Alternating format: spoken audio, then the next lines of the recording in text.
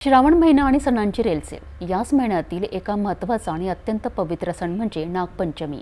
हा दिवस नागदेवतेची पूजा करून त्यांचा आशीर्वाद घेण्यासाठी साजरा केला जातो। संपूर्ण महाराष्ट्रासह आपल्या अमरावतीमध्येही या सण मोठ्या उत्साहात साजरा होतोय।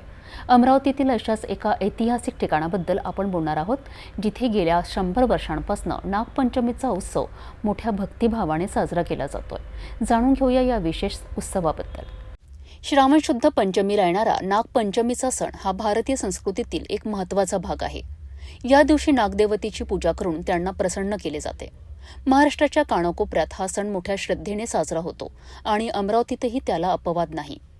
अमरावती शहरात दस्तूरनगर ते बडनेरा बायपास मार्गावर असलेल्या श्री गोंडबाबा देवस्थान येथे नागपंचमीचा उत्सव गेल्या 100 वर्षांपासून मोठ्या उत्साहात साजरा केला जात आहे।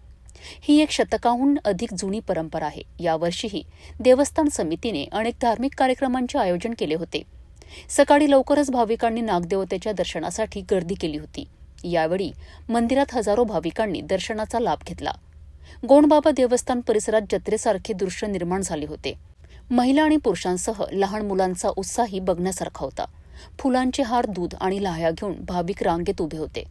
नागदेवतेला प्रसन्न करण्यासाठी भक्तिभावाने पूजा अर्चा केली जात होती।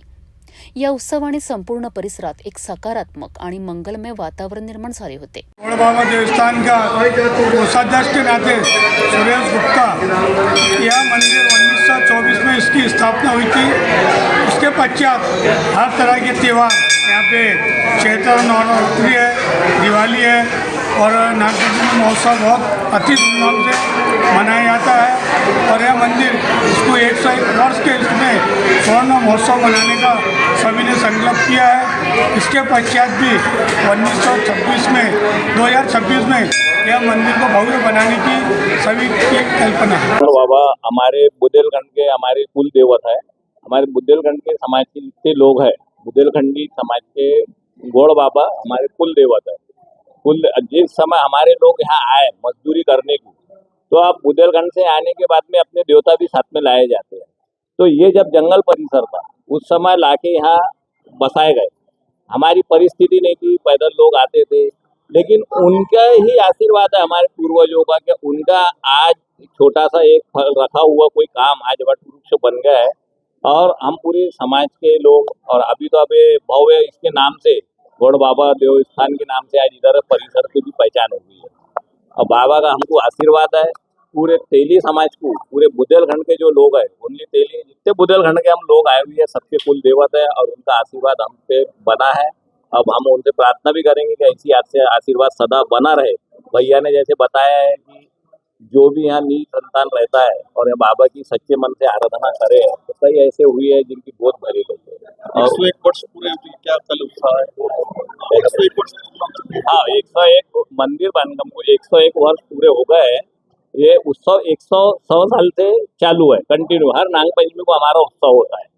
और यहाँ पे मतलब परिसर के लोग तो रहते ही है, हम यहाँ से 10 किलोमीटर दूर रहते हैं, पूरा मोहल्ला यहाँ दर्शन के लिए आता है। नमस्ते, मैं मंगेश मनोरे इस प्रभाग का पूर्व पार्षद हूँ। हमारे नगर सेवक हमारे मुन्ना भाऊ यादव, हमारे विनोद भाई सरवैया, इनके मार्गदर्शन में हम यहाँ पे आए हैं। गोंड बाबा मंदिर ये हमारे प्रभाग में रहने की वजह से हम हर साल यहाँ पे पूजा करने को आते हैं। यहाँ पे हमारे मुन्ना भाऊ यादव उनकी तरफ से सभी भक्तगणों को प्रसाद के स्वरूप में सभी को केले बांट रहे हैं।